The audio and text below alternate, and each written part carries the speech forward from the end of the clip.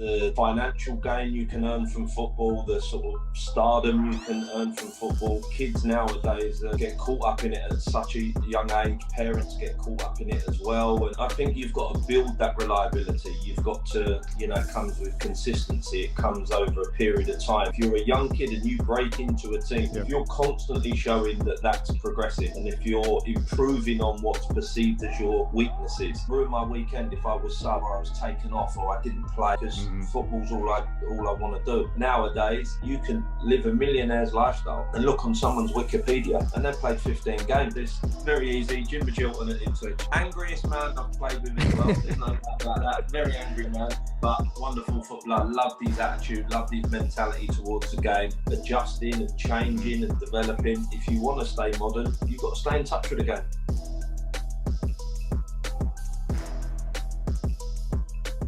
Here we go. Hello, everyone. Welcome to another episode of the Coach Gerald Lami podcast. Today, I'm joined by another special guest. I'm joined by someone who's had over 600 appearances in the Football League, has got into management. So I'm sure we're going to be getting a lot of gems from my special guest today. So without further ado, I'd like to introduce Darren Currie. Welcome, Darren. Thank you for coming on the podcast. And thank you for having me. Anytime, mate. Anytime. Has things been with you and your family? Obviously, we've been in this crazy time of the world that we're in at the moment. Has it been for you? Listen, it's been tough for everyone, isn't it? But what I'm sure that there's a million versions of stories you could probably hear. But where I consider myself fortunate, I've got a really happy home life. I've got two amazing kids and a wonderful wife. So spending time with them has not been any problem whatsoever. Yeah. The frustration started to grow, obviously, with the kids wanting to get back out and see their friends and missing school. So that became a bit frustrating for them. But listen, it was through unfortunate circumstances, let's say, but certainly a great opportunity for the family to spend a lot of time together, which we've really enjoyed. No, that's brilliant. And the main thing is, as long as everyone's just healthy in this time that we're in, I'm sure you've probably, like you said, you spent some quality time with a family, which usually in football, you don't really get much of that because you're always out and about, you're always traveling, you're training, there's always something to be doing. So, which is really, really good to hear. But Darren, quick one. So just to kind of give you a little background on the podcast. So the purpose of the podcast is to kind of give an insight about the football industry, the different roles that there is in the football industry, some stories, any advice that you would give. So, a lot of amazing things come out of football, but also there's a lot of hardships that come with football as well. So would love to just kind of, dive into your career and just how things kicked off for you. So in terms of your football journey to where it is now, how much has the football changed the industry from when you first started off? Yeah, I mean, I've spoke on podcasts before and I've spoke about academy level football, how that's changed. Kids are being signed up from such a young age now, and I think the financial gain you can earn from football, the sort of stardom you can earn from football, kids nowadays get caught up in it at such a young age. Parents get caught up in it as well, and in a way, for me, where it's changed is a lot of my football as a child was fun. It was about expression and enjoying yourself. And I played for about, there's only 7 days in the week. And I think I played for 6 different teams, with your school and your county and your borough and, your Sunday morning team. And it was just non-stop football. But nowadays, you'll get a 6-7-year-old boy that has got bags of potential. I mean, how you see that at 6-7 is amazing to me anyway. And, they sign for a pro club, then they're not allowed to play for various other teams. And I think, when I take it right back to the very beginning, is you come home from school and you go out in the playground or out on the grass with your mates, you all meet up, chuck some coats down and you start playing football till the sun goes down. And you don't see that as much now.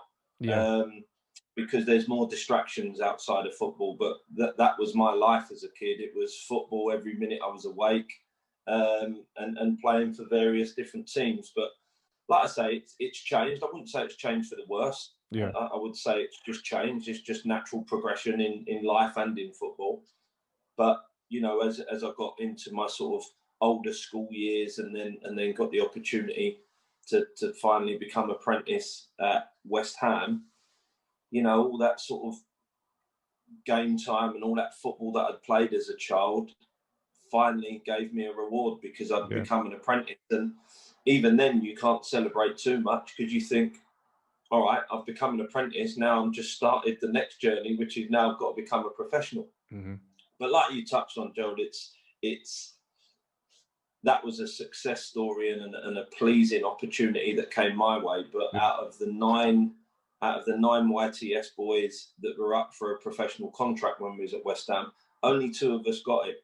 Mm-hmm. So I was very fortunate in that respect. But obviously the 7 that never got it, you know, it's heartbreaking for them. So there's always that success story, but there's many stories where people are disappointed it hasn't worked out for them.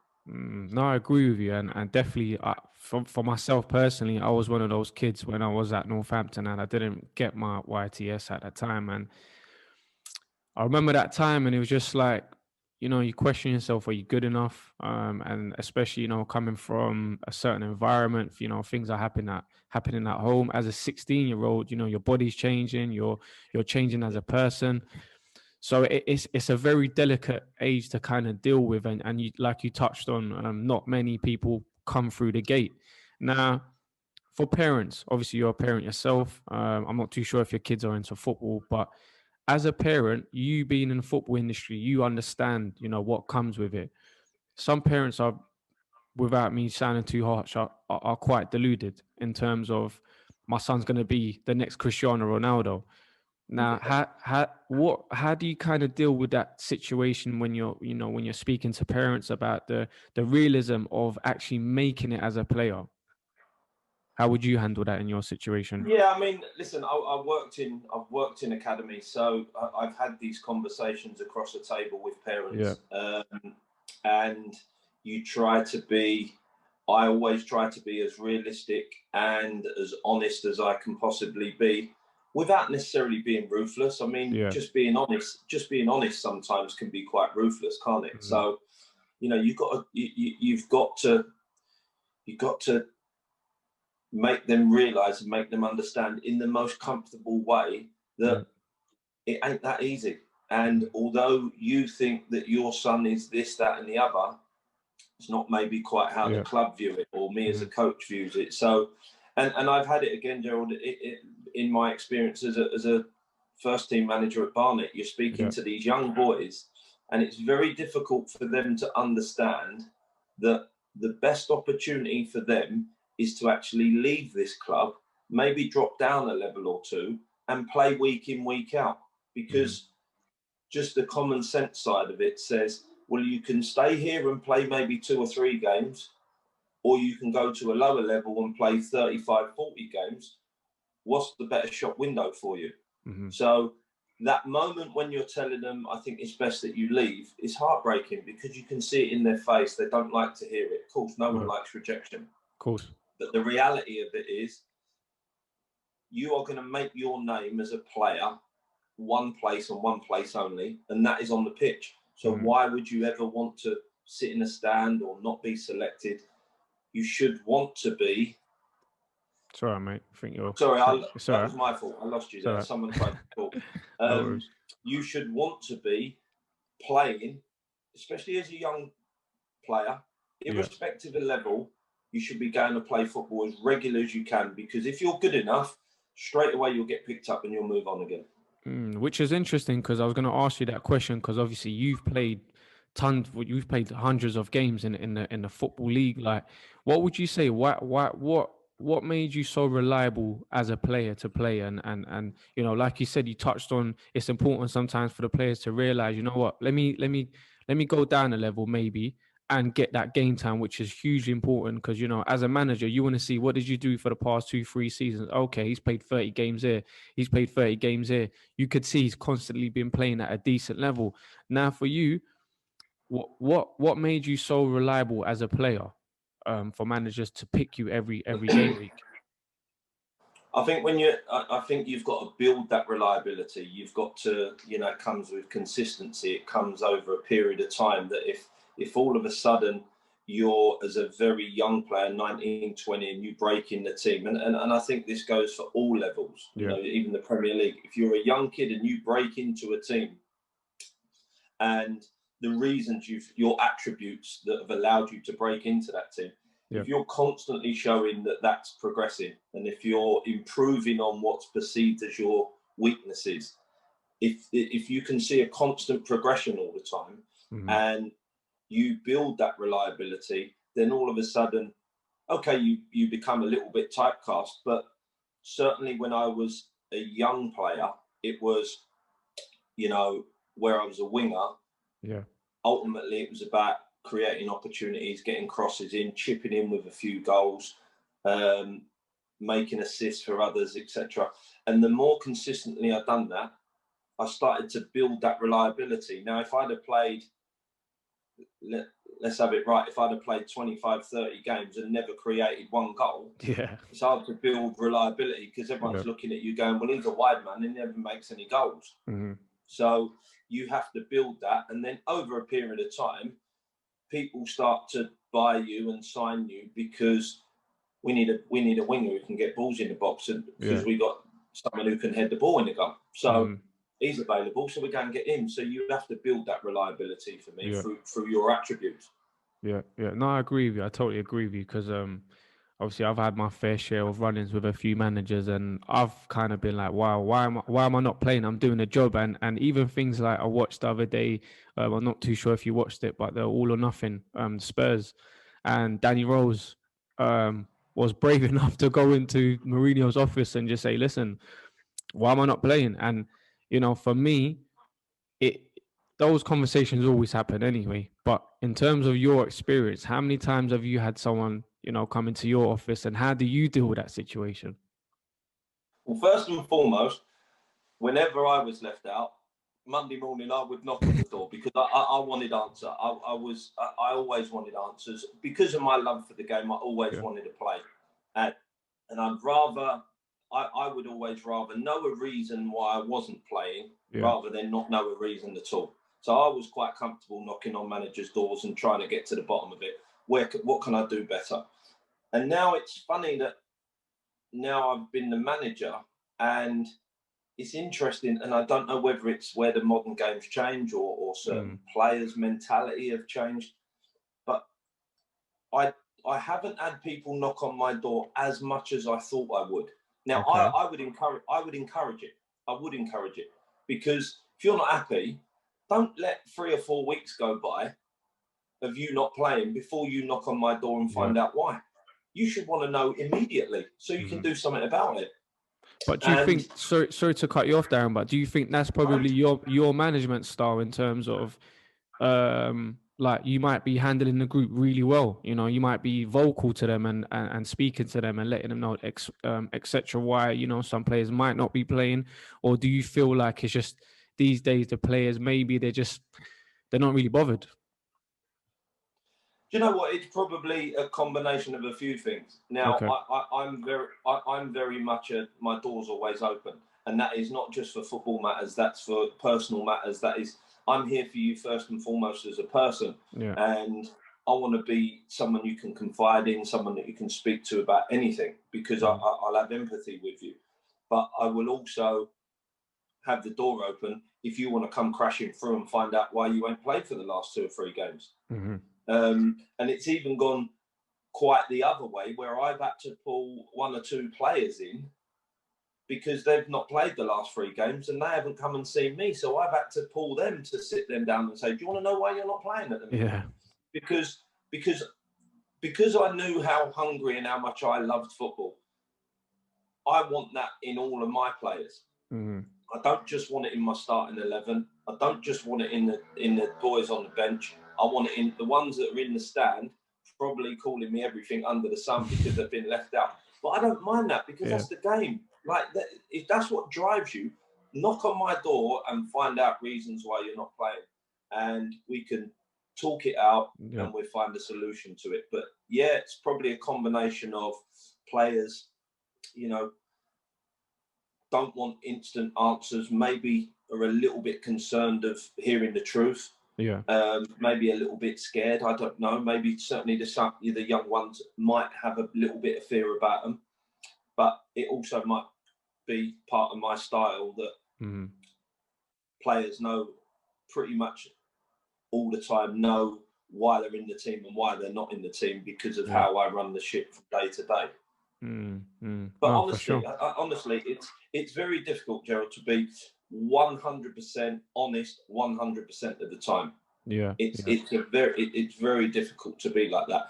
But you've got to try and get as close to 100% as often as you can, and then there's no grey areas, and players will always turn around and not always, but most of the time turn around and say, "All right, I ain't been playing, but he's been straight up with me, and I can respect him for that." Yeah. So. I agree with you. I think that's the best policy, to be honest with you. And like we've heard, you know, stories of players just being left out in a cold. They don't know exactly what's happening. To be honest with you, I've had some of those experiences where you try and get something out of the manager, but it's like literally you don't get anything out of them. In your experience, have you ever come across anything like that or heard any stories of players actually just not getting anything out of the manager and they don't really know why they're not playing, sorry? No, not really. I mean, a lot of my experiences when I went knocking on the door, I used to hear the same things. Maybe it was, you know, ain't working hard enough. Yeah, ain't working hard enough. You know, all your sort of standard answers. You're not working hard enough, and you know, you ain't created a goal for a couple of games, and blah blah blah blah blah. You know, there is, and it used to be back in the day when I started playing. It used to be quite a bland answer, which was normally you're not working hard. You know, but nowadays, with all the statistics that go on in games, certainly at the very very top level, you know, your whole game can be dissected, and there could be a number of reasons why you're potentially not picked. If you're not doing enough sprints in a game, if you're not covering enough ground, if you're not passing forward enough, if you're not crossing it enough, if you're not doing your defensive duties, they can dissect every breath you take on a pitch now. So they can probably give you a number of reasons why you're not playing. But back in the day, used to be you're not working hard enough, you're not doing this, you're not doing that, and until you do that, you ain't getting back in. That's how bland it could be. And how do you react as a player? Obviously, you yourself, when you've had those conversations, like as a player, how did you react? And also being across the other side of the table, what sort of reactions have you seen from players when you've had that conversation with them in terms of, you know, lack of game time? Yeah, I would be comfortable enough to say that I've had real positive reactions from players when I've been a manager, because I like I said earlier, I give empathy for players. I don't. It's hard to see someone who so desperately wants to play but they're not playing. But to help them, I've got to give them 3, 4, 5 reasons as to why they're not playing, and if you improve that, your chances of playing improve. So it's not just a cold, you ain't playing because you ain't done that, now go and do that. You know, I might then back up what I've told the player by putting on a session or putting on a drill or doing some one-to-one work with him that will allow him to improve on the things we've discussed. And then he feels like, all right, I'm not in the team at the minute, but there's a process to me getting back in the team. So that's how I feel it works when you're a player. When I'm a manager, telling a player, when I was a player, I had a kind of natural drive in me that I still have today, that I want to be the best. I want to prove everyone wrong. And if ever I got told why I wasn't playing, straight away, I'd walk out there and go, right, I'm going to show him. And that's what drove me, because I trusted myself and I backed myself.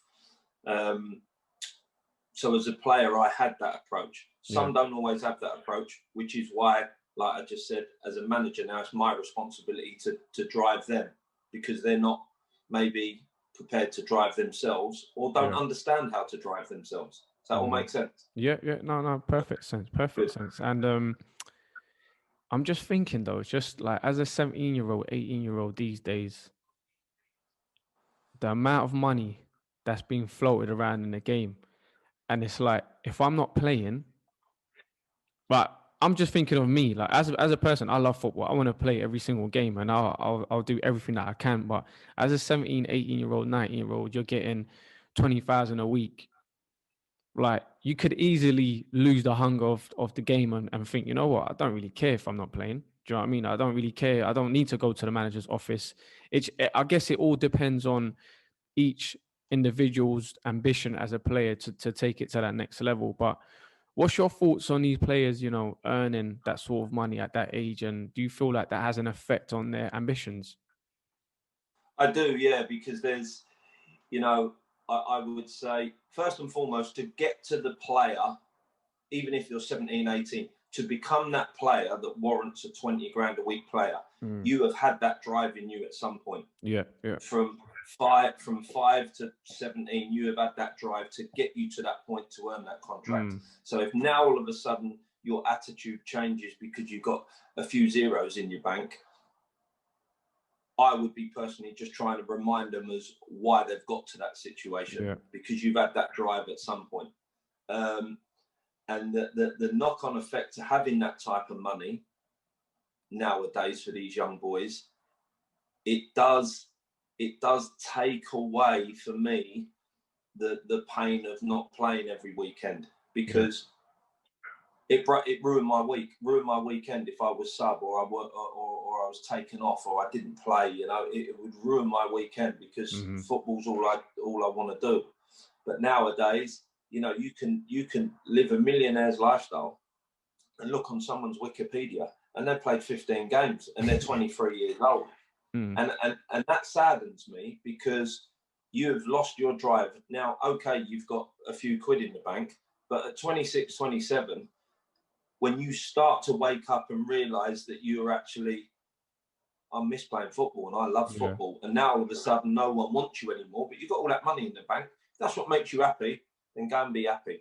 But at one point in your life, your drive was about being the top footballer, and now you've let that be overtaken by money, and that saddens me. And I haven't managed the level just yet where I have to manage them types of players, because the level I've managed at, you know, it's month to month with salaries. They're on okay money, but it's not life-changing amounts. So the drive is still very much in them. But like I say, I look forward to the day I have to manage these millionaire players where I'll take it or leave it. Then I'll learn a bit more about myself as well. Definitely. I think it's all part of the journey, do you know what I mean, of going up the ladder and, you know, trying different things. And in terms of, like, again, just like you mentioned now, you know, you're looking forward to going up to that sort of stage. In terms of learning, how do you keep up to date with things and, you know, always try and stay relevant, as the football just is changing rapidly every single day? It's just conversation, it's debate, it's watching it. I watch it continuously. You know, there's so many avenues now, you know, with courses and going on YouTube, and there's apps for everything. So football is, for me, I can have a discussion and talk football with anyone and always take something from that conversation or anything I've read.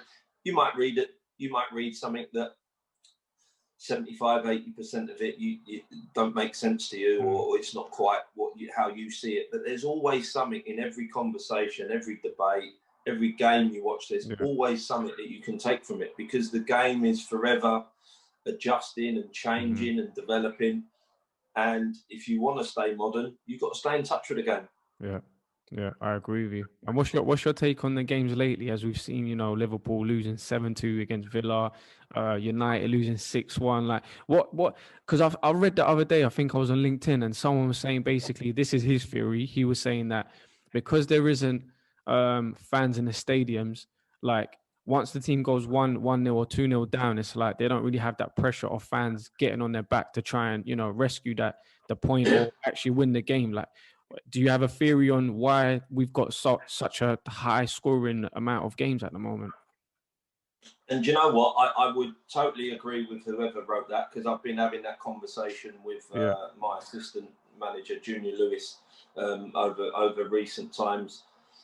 The pressure of being the pressure from the fans to just defend and protect and all that. See that's taken something away from the game. But at the other end of the pitch, what it's maybe allowed is where there's no pressure at the other end of the pitch from the crowd, yeah, there's a little bit more expression in players. So you're getting players taking a few more risks and yeah, being yeah, a bit more throw caution to the wind with some skill, or yeah, a long distance shot or whatever. So I think the no crowd is contributing to attacking players, yeah, but it's maybe taking a little bit away from the defensive players, because they're not.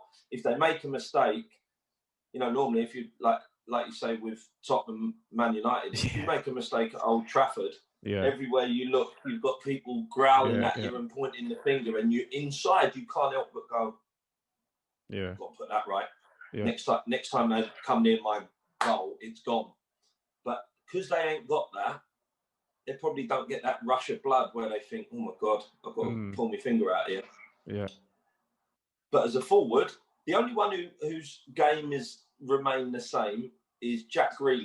yeah, Now, I think he's a wonderful player, because I love the way he takes the ball. I love the way he receives it. He's got that little bit of arrogance about him when he's on the ball as well. And his game is very similar to when it was when there was crowds anyway. So, yeah, I enjoy watching Jack play. But going back to the very first thing that you started to speak about, football is a fan sport, and it is just yeah, such a shame that there's no one in the stadiums at the minute, because it is. Having managed the playoff games without the fans, your adrenaline ain't running, and the excitement's gone. It is so hard without the fans, because they play such a huge part. yeah, for sure. I agree with you. Hopefully, sometime soon in the UK we can get some fans in, because like you said, it's a huge part of the game, huge part of the game. And talking about mistakes, so obviously the high profile mistakes of Maguire, as a manager, how would you handle that situation? England captain, Man United captain, you've made errors continuously in the change rooms. How are you going to deal with that situation? Would you play him next game as well? I think sometimes you can maybe have, it can be a blip. So you might look at it and go, it might be one game, it might be two games, it's just a blip. You might be able to see his body language. You might Yeah, be able to have a conversation with him and understand where he is mentally, and you can make your decision based on a number of things. But if you can see, like, for example, if ever I see a player and I'm having a conversation, he's a bit slumped, and yeah, you can just see that it's starting to affect him. Sometimes the best thing to do is to just pull him out the firing line, mm, and shake him up a little bit, tell him a few truths, hard yeah, facts, these are the facts, but in the right way, because obviously he'll be down at the minute. yeah, But there is always a right time to stay with someone and help them through a tough period. And there's always a right time to just pull someone out the firing line. So I wouldn't say there's a definite answer, yeah, but it's only really once you're in the change room and once you're in that person's company regular, that can you see that he's got enough about him to dig himself out of this situation? Or is it my responsibility to go, no, I'm going to pull you out of today. Just want you to have a look at it, and yeah, So yeah, there's a couple of things that can be done, but some at the minute he's looking a bit. He's had obviously one or two things going on personally as well. yeah, So yeah, yeah, he looks a bit shot to bits at the minute, but he's he's certainly a very he's a very, very good player. He He's just definitely having is. a bad time at the minute. Yeah. But going back to what you said earlier, when we when we talk about the game changing, defenders nowadays, and I know from my experience as a manager and obviously relating it to my playing days, defenders nowadays quite often are judged on how they can play. Are they a ball playing centre half? And sometimes the basics of what you want from a defender can be overlooked. Mm-hmm. You want them to defend first and foremost, don't you? Yeah. And I look at, and I relate it back to my apprentice years and my young professional years at West Ham, when I had someone like Julian Dix, who was in the first team, who's a wonderful football player, an amazing left foot, but let me tell you, when he had to defend, no nonsense. You wouldn't want to play. You wouldn't want to play right wing against him, because he would be growling at you, kick you into the stand, and he would defend first and foremost. He was nasty and aggressive, but when it comes to playing football, he was an amazing player as well. But I wonder nowadays and it's certainly backed up this weekend. We haven't seen much good defending this weekend, have we? But they're all good players. Yeah. But how much are they actually defending? Mm-hmm. You're right. I think to be honest with you, I think you've brought up a point there where a lot of these teams now, it's like every single team that we're watching is like they have to play out from the back. It's like that is a must. You have to play out from the back. And a lot of these goals, like for instance, the Eric Bailly, when he gave the ball away, I think it was Harry Kane, and and Spurs scored from it. And it's like sometimes you just don't need to do that. Can you just get rid of it? And the same thing with Kepa the other day when he, tried to play out from the back again, and Mane scored from that. So it's like I definitely understand. And in terms of like the level that you've coached or managed as well, obviously it's about getting the results, and it's the same thing in the Premier League anyway. But at that level, how hard is it to kind of play that sort of style of football where you want to keep the ball, or do you kind of sometimes sacrifice your own style of play to actually just get the results? How do you feel about that? I think you've got to be flexible with it, to be fair. Hopefully when I get my next job and I walk into that football club, I will play the football that I believe that group of players are geared up towards. Yeah. Now, you wouldn't become a passing team if, with all due respect, you didn't have people at the back that could play out from the back, and you maybe didn't have midfielders that could land on the ball. So you've got to be flexible with your approach depending on the players that you're coaching. But I was very fortunate. I had some good footballers at Barnet when I managed them, and it allowed me to play the brand of football that deep down inside I really want to play, which is a possession-based game. But a lot of how I coach and how I manage and how I help develop players is the best players make the best decisions, don't they? So I had a couple of very good centre halves. Now, I used to say to them, without doubt, I want you to play football. Without a doubt, I want you to pass the ball. I want you to start attacks for us, etc. But if the first 5 decisions you've got to make, you've got to lump it into the car park because that's the right decision. That's what you've got to do. That's good decision making. So if anyone's watching you as a scout or a club higher up the pyramid, they'll go, he makes good decisions in. And in my opinion of football, the best decision makers are the best players. So, you can coach the beautiful game, but, like Villa the other day, for example, as well as I thought they played and they passed the ball around well, how many times did they just play that ball in behind because Liverpool had a high line? That's just quite that is good decision making. And everyone, if you asked a lot of people about a possession-based game or what's a simple pass, 9 times out of 10 people say simple pass. Oh yeah, little 10-yard pass there. But what if the simple pass is the 60-yard pass to switch a play because everyone's on one side of the pitch? That then becomes the simple pass, doesn't it? So people can get caught up with, play simple, which is normally short, but it ain't. Liverpool probably play longer in behind passes than any other team in the world. But it's not aimless, is it? It's tactical. You know, you might get a forward drop in to allow the two widies to run diagonally, so to create that long pass. So I will always, and I go on about it so much, Gerald, to my team when I'm in there, it's decision making, and when I manage and coach, as long as I can see, and I say this to players, as long as I can see what you're trying to do, then I'm with you. You've tried to play the right pass, so I understand. So now it might come down to technique, and I'll help you with your technique. But and I'll keep going back to it. The best players make the best decisions. No, I agree with you. I definitely think now we're seeing a lot. I think we saw Arsenal against Liverpool, where every time Xhaka had the ball or someone had the ball, it was like the ball's going over the top, going behind Trent's head, and Aubameyang's chasing the ball. So I think Villa kind of saw that sort of tactic that worked against Liverpool, and it's like, can we use that? Because, you know, Trent's a fantastic player, but I think unbelievable. Very, very good player, but I think going the other side when he has to defend, I don't think I think he's still got a lot of work to do on that side. But going forward, the guy can play centre midfield. That's how good he is. Yeah. You know what I mean? So no, but then you know it's credit to Aston Villa, because you look at whenever you're analysing your opponent. You know, Liverpool got a million strengths. They're unbelievable thing. But every team's got one or two chinks in their armour.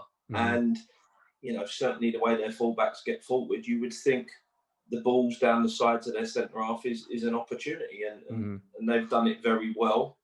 And if you go back to sort of Chelsea-Liverpool the other week, when Liverpool were very comfortable, Chelsea didn't do it so much, did they? No. They didn't, you know, they went down to 10 men and still kept trying to play it from the keeper. And listen, I'm not criticising anyone.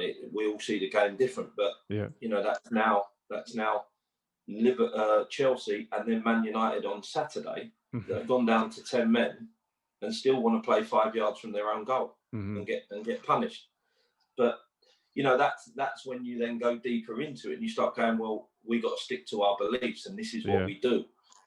But do you have to show a level of flexibility and go, we're down to 10 men, they're swarming all over us around our box. Maybe we're just going to play in their half for 5 minutes. You know, so and that's where I think the game's made a huge improvement. The tactical side of the game is incredible. When I first started playing, it was 4-4-2, big man, little man up front. You know, 9 times out of 10, it was the team that worked the hardest. You know, let's go and outwork the opponent and all that. But now there's how many different formations? There's various different styles of play, loads of different tactics that go through the game, and that's contributed to the game becoming a bit more of a game of chess now, isn't it? Yeah, for sure. I agree with you. And do you know what? I want to touch on basically, so we spoke about Trent and things like that, but also players, these young English players that are finally starting to realize, you know, going abroad and going back to what we spoke about earlier on in terms of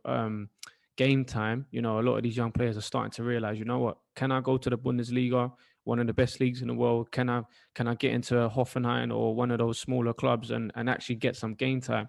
Now, I want to touch on your journey a little bit with your spell at LA Galaxy.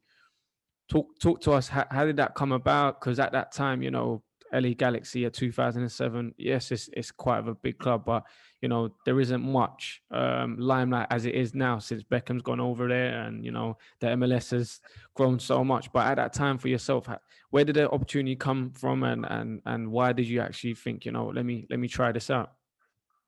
I was opening the path for Bex, to be honest. I was showing him the way. No, it came about because I was at Ipswich at the time, and the guy in charge at LA Galaxy was a guy called Frank Yallop. And Frank was ex-Ipswich player.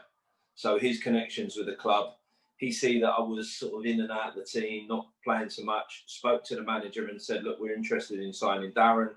And I was obviously interested because it was just starting to kick off. I think it was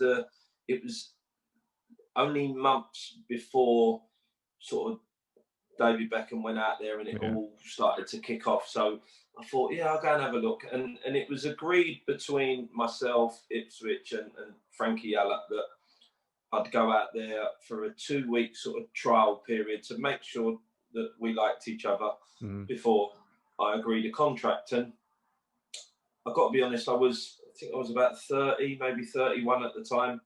And I knew I still had more to give over here. Yeah. But I thought, I'll go and have a look at it. And my wife was carrying my second child at the time. So it had been a big family move. We had our daughter that was only sort of 1.5, 2 years old at the time. So it had been a big family move.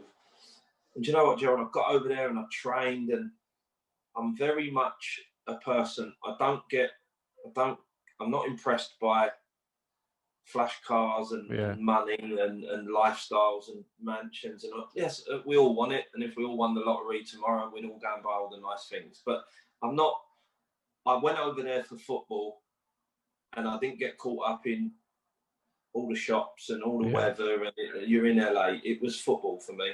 And I went over there, and they hadn't quite, and I'm sure they have now. I'm quite sure they have now. But where it was baseball first, then basketball and American football.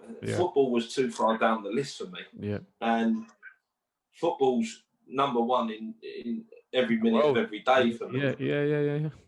You know what I mean? So I went over there and I it didn't feel right. And I wouldn't say the trial went particularly well, but I would say that was more me just thinking, no, this ain't right. So maybe I didn't do myself any favours in that respect.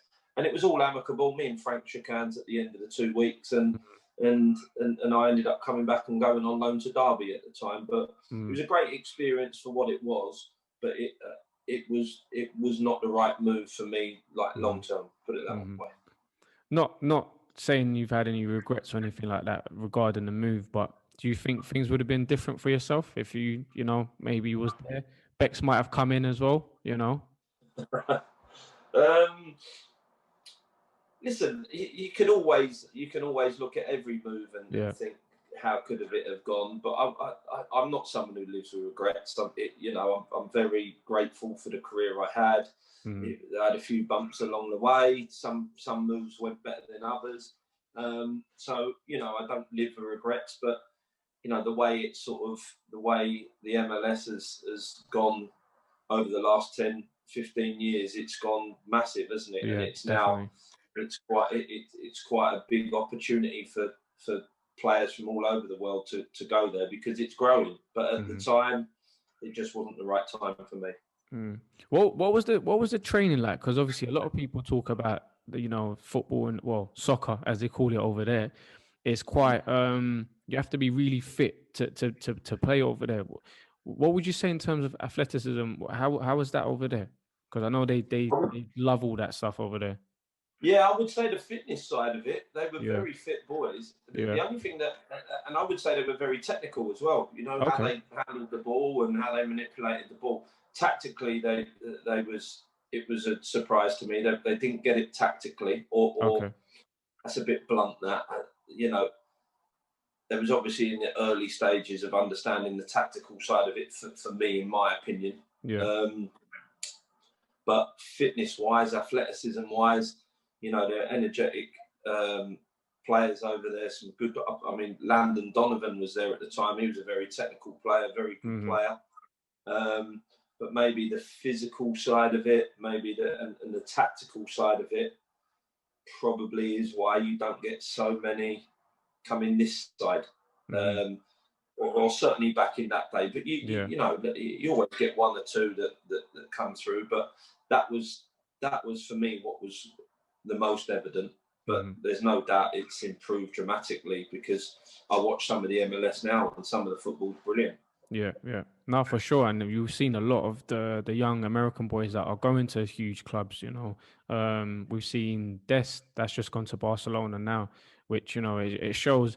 I think anything that America get their hands on anyway, they want to triple excel it and make sure it's the biggest thing. So, but again, like you said, I don't think it's going to get to that level of obviously basketball and things like that because that's their sport. So, But no, it's interesting. It's interesting because again, like I said, we've seen a lot of young players, taking that opportunity to go abroad. And would you definitely recommend, young players to actually take the opportunity if they had the chance to go abroad? No doubt, no doubt. But I think where it would be, where maybe it might be slightly different now, is the English style of football. Maybe a few years ago was quite different. It might have been perceived around the world as quite direct and quite physical, but now I think that the game model in England is quite similar to the game model everywhere in the world now.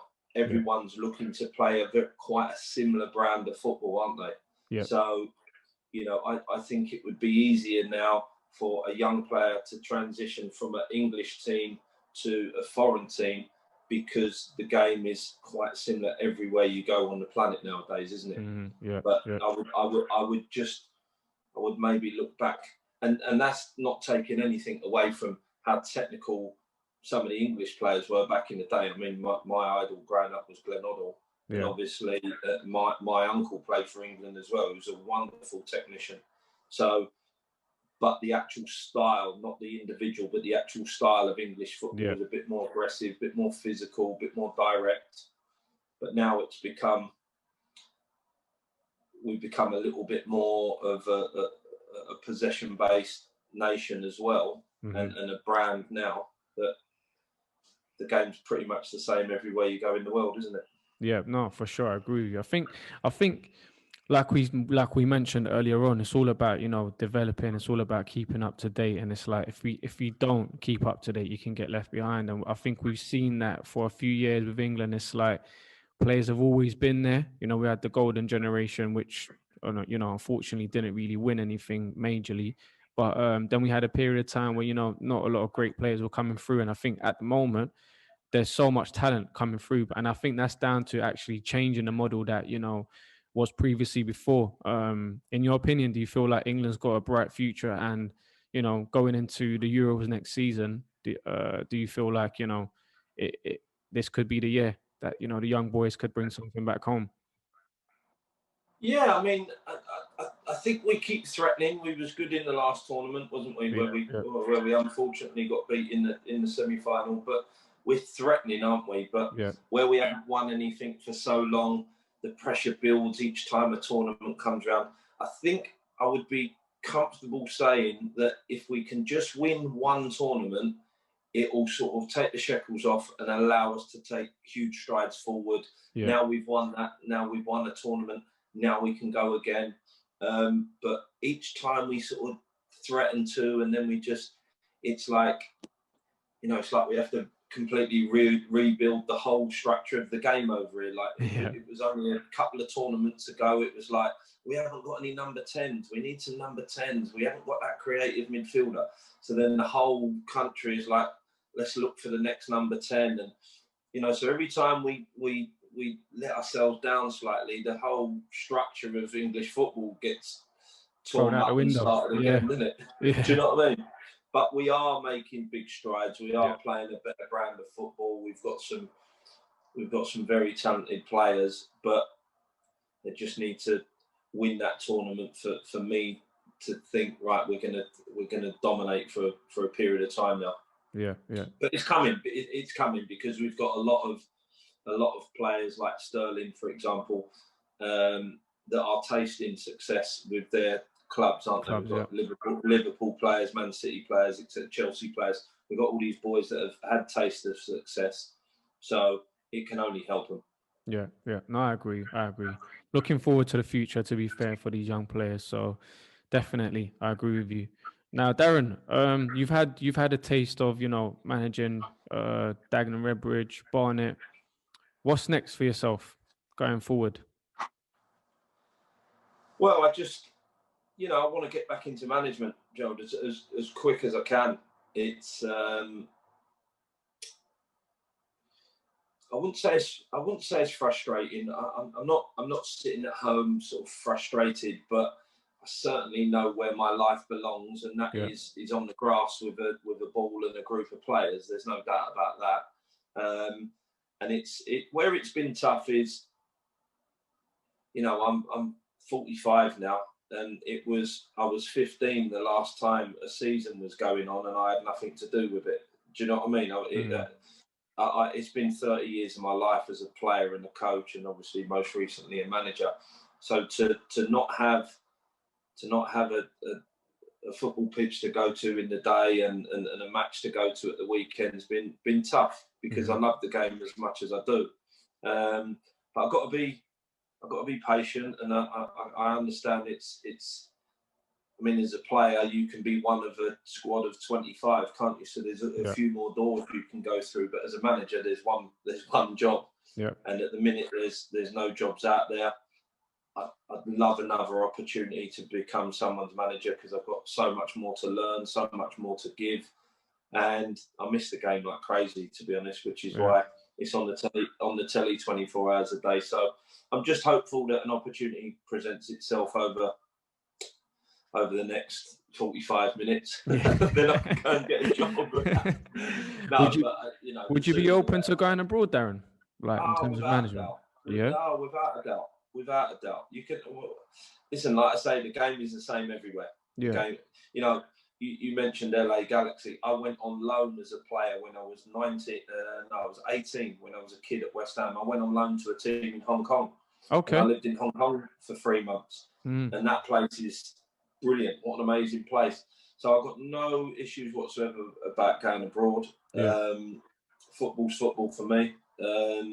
It's a universal language that everyone understands. Yeah. So I would quite happily go abroad, but it's just about getting that opportunity, isn't it? But I'm certainly looking forward to the next opportunity.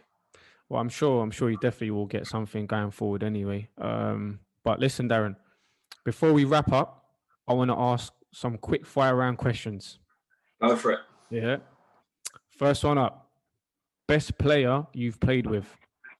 I always get asked this. Very easy. Jim Magilton at Ipswich. Okay. What made him so special for you? Angriest man I've played with as well. There's no doubt about that. Very angry man, but wonderful footballer. Loved his attitude. Loved his mentality towards the game. Was never shy on and off the pitch. Brilliant personality. But listen, what a player! What a player! Amazing. Great player. Amazing. Next one. One player you would have loved to come up against?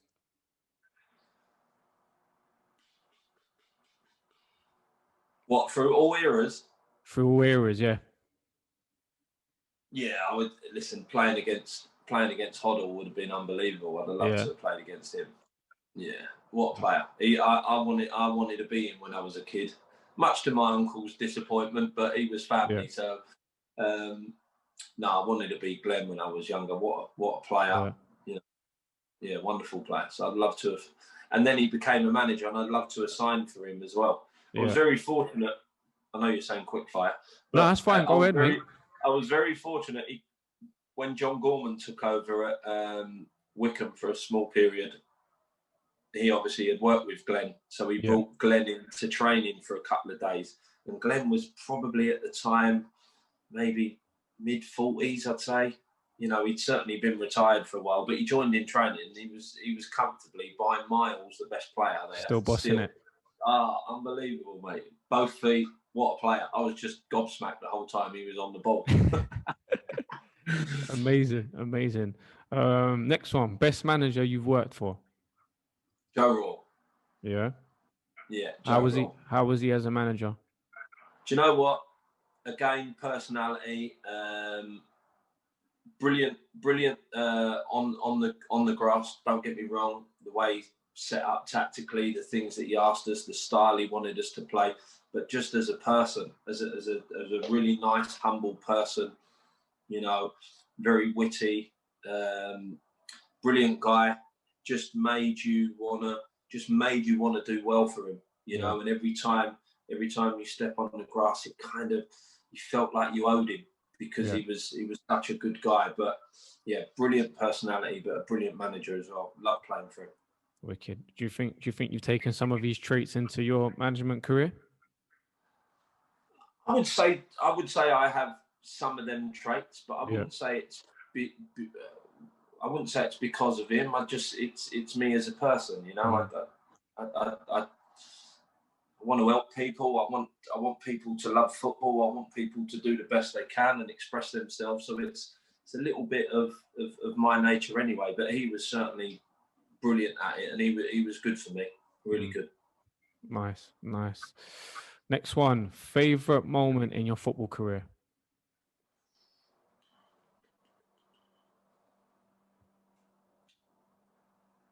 I mean, I've been fortunate enough to, you know, play at some great clubs and some good levels. I've worked for some brilliant managers and that, but it would probably be hard to look past my debut. I went on loan to Shrewsbury as a player when I was 18, 19, and it was my league debut, game one. Yeah. And I scored on my debut against Swansea, so there's a little bit of rivalry there as well. And I scored on my debut. It was a decent goal as well. And I just remember as a kid, like thinking, you know, I've scored now. Everything I'd worked for, it just all come at me in that moment. What was that moment like though? Like just to score in front of fans, because you know, as a young person, like growing up, you have those images and those thoughts of scoring a goal. Like, talk us through that moment where you finally scored your first professional career goal. Like, what was going through your head? What was the celebration like? I just ran off like a madman, like, you know. I was out of control, so it was just running and jumping and punching the air, and there was no plan to it whatsoever. But no, you know, I can't remember. I'm sure I was 18, 19 at the time. You know, I was half the size I am now, and it was a scrawny little winger that. Baggy and shirts. I'd only signed for. Hey. Baggy shirts as well. Yeah, but didn't have the biceps to fill the shirt. But no, I mean the whole day, because it was a Tuesday night game from memory, and I only found out on the Tuesday morning when I went into West Ham training, and they said to me, "Oh, Shrewsbury want to take you on loan," and I was like, "Okay," and then jumped in the car on the motorway up to Shrewsbury, and I only met the team hour and a half before the game. Wow. And I've walked in there as a little scrawny 18-year-old, and there's all these big men in there, and you know, we played the game and I scored, and it was just like, and this is what sort of changed the course of my life, because I eventually went back to West Ham, and West Ham wanted to offer me a new contract, but had also accepted a bid from Shrewsbury. But now I'd had the bug of playing in front of a crowd, and I'd scored, and that feeling, and there was no way I could go back and just sit in the reserves at West Ham. So I made the choice to go to Shrewsbury permanently and start my career. But I mean, the emotion I went through for scoring, that was it. That was the bug that I needed there and then, you know. But great memory. I'd have to put it down because that was day one of my career. So I have to put it down as the dream start. Yeah, a foundation, no, for sure. Last one, Darren. Best lesson you've learned in the last 6 months? Ooh. That's a good question.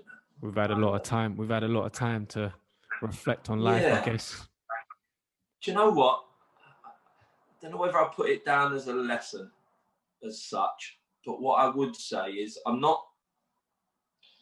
was never particularly academic at school, and I don't normally have the patience to read. It's not, you know, I like watching things and I like doing things, but actually being peaceful and reading is not quite my thing. But I lost you. No worries, mate. I took this time to read Carlo Ancelotti's book. Okay.